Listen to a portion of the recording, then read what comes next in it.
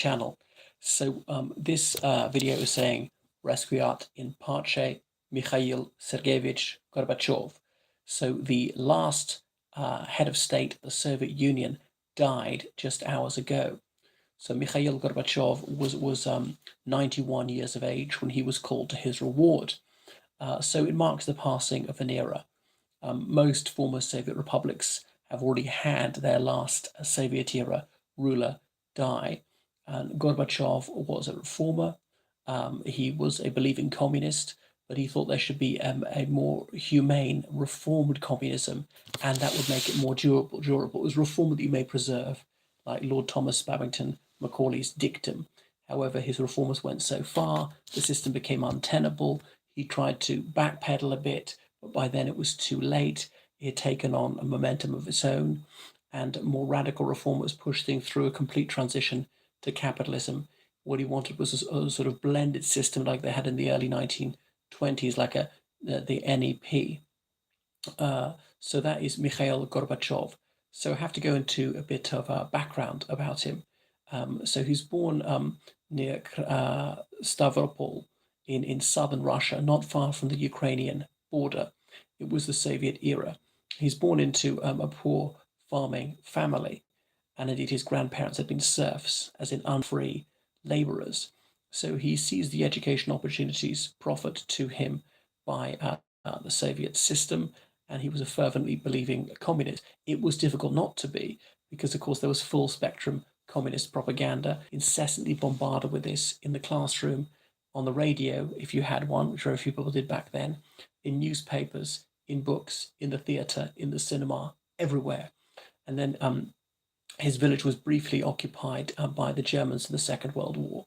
And he later recalled how some of his distant relatives had been unfairly sent to Siberia on false allegations of hoarding grain in the 1930s, when part of Stalin's 5-year plans, when he's going to enormously boost production of everything with these Stakhanovite shifts.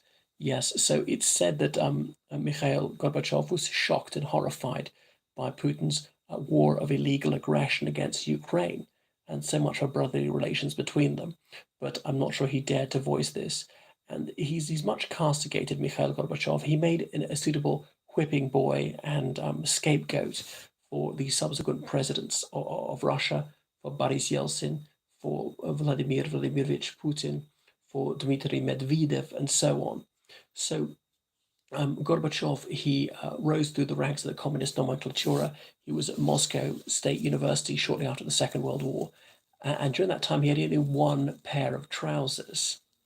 That's just how poor it was. One pair of trousers. So quite shocking. He was studying law, which was then held in rather low regard.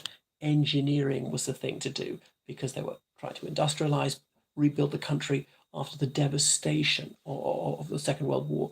Really, everything west of Moscow was wrecked. So many towns just burnt down, just demolished by bombardments and so on.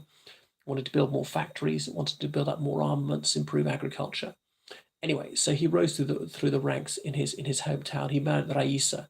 They had one daughter, and then he was in charge of Soviet agriculture in the 1970s. He was an abject failure in agriculture. Like, for example, that they produce all these tractors, and many of them were never used, they were never distributed. A lot of the food was never eaten. It just rotted in warehouses. It just wasn't sent to where it needed to be sent before the food expired. So badly organized. And it was gradually beginning to dawn on him that this centrally planned economy wasn't working. He started to cogitate the things that he didn't dare voice at the time. This is a place where one word of dissent would have a terminal effect on your career. But he was an ardent communist for many, many years. As he said, he howled like wolves against dissidents. At one time, in the late 1940s, he wrote a postcard to a friend from Czechoslovakia, which then existed, a friend he met at university. He was visited by the secret police and questioned about that. Wow, something as innocuous as that, writing a postcard to someone from another communist country, that was regarded as highly suspect. This is how paranoid was under Stalin's massive scale state terror. That any dissentient sentiment was enough to have you sent to a slave labor camp for several years. Anyway, so he was then put in the Politburo. The Politburo was kind of the cabinet, the top 10 or so government ministers. It met at Staraya Square in Moscow. They sometimes had people from various Union republics. The great majority of them were men. The great majority of them were ethnically Russian. He was ethnically Russian. His family had been nominally Orthodox Christians. He professed himself to be an atheist. You had to be to get into the Communist Party. Then they had three leaders in just 3 years.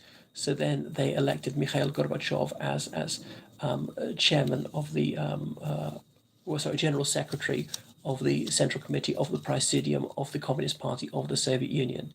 What a mouthful. Just general secretary was the title.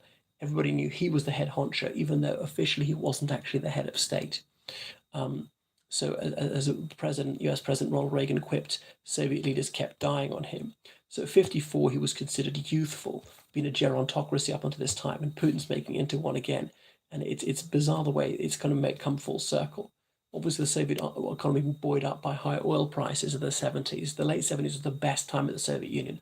A lot of things were built, relatively high living standards. By the 80s, oil prices were low, and the economy was really on the skids, fighting in Afghanistan. He would like to end that conflict. He would like to win it first of all. Eventually realized he couldn't, they were going to withdraw. But initiating policies of glasnost, openness, perestroika, which is restructuring, allowing elements of a free market.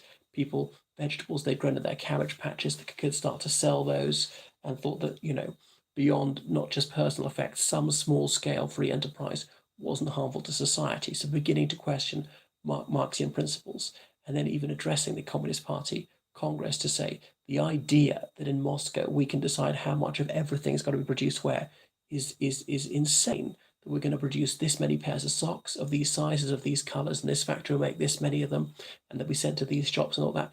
It really overestimates the state's ability to calculate all this and to organise it.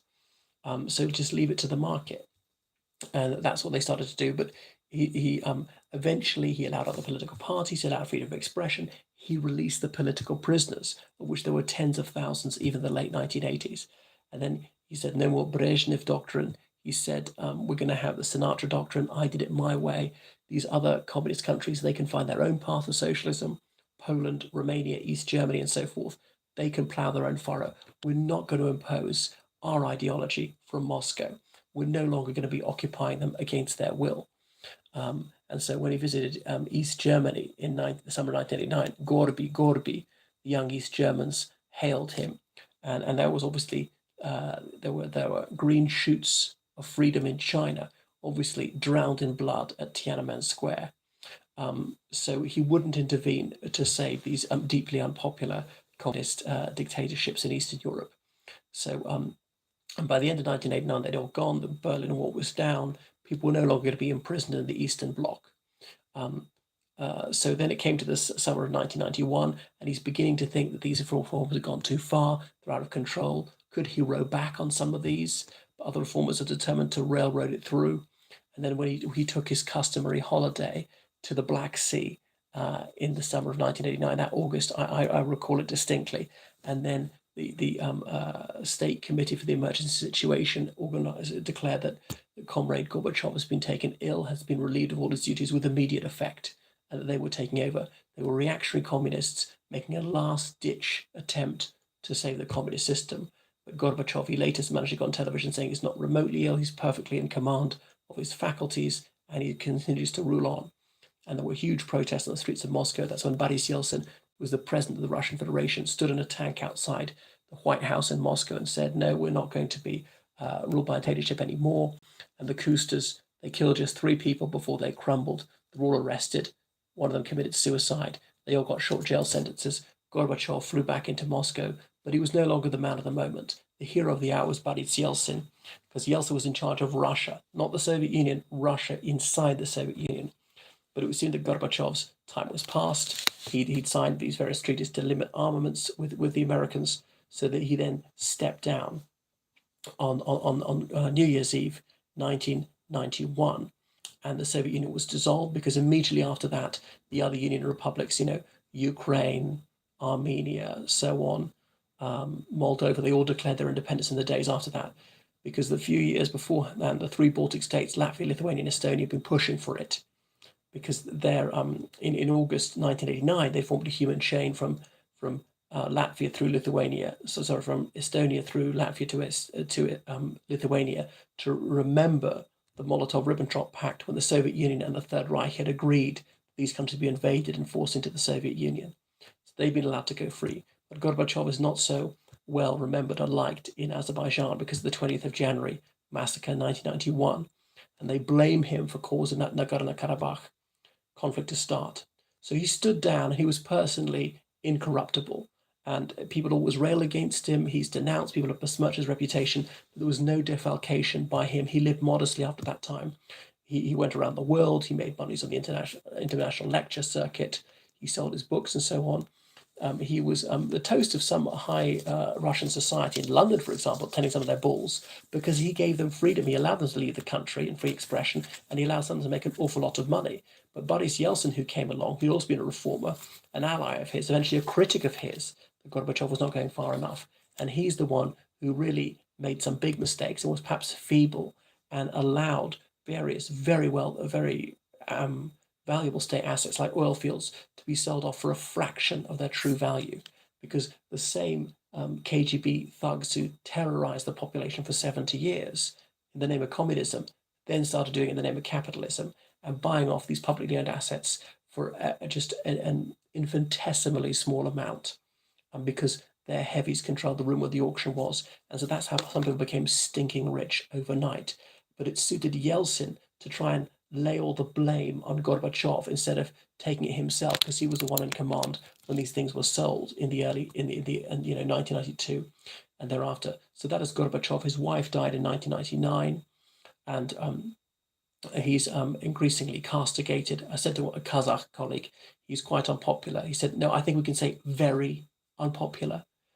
So that was Gorbachev, and that's why he's despised by Putin, because he freed the political prisoners, and he allowed real elections, and he allowed freedom of expression. And with the communists, and they lost control of Leningrad in the city council elections, some of the communists said to Gorbachev, no, we'll annul the result of the election. And Gorbachev said, no, we shall not nullify it, we'll allow it to stand. The people have spoken. These anti-communists, they can take over control of the city because that's fair. Something which was really alien to some of the Stalinists around him. So I mourn his passing. He made the world a better place, a safer place. Remember, we lived under the shadow of a mushroom cloud for decades. There could have been a third world war, and that seemed to disappear. And I know that there's been a recrudescence of that danger, which Putin thinks is a good thing, constantly threatening to annihilate the human race. Of course, Gorbachev, he made some mistakes. The transition could have been smoother, could have been happier, and there were some conflicts afterwards, partly because of the things which the Soviet system had deliberately created, population shifting, bending borders and things like that, and often happened after Gorbachev and not necessarily because of Gorbachev. Right, thank you so much for watching. So please subscribe to me on Patreon, donate to me on PayPal, georgecallahan79 at gmail.com. Toodaloo.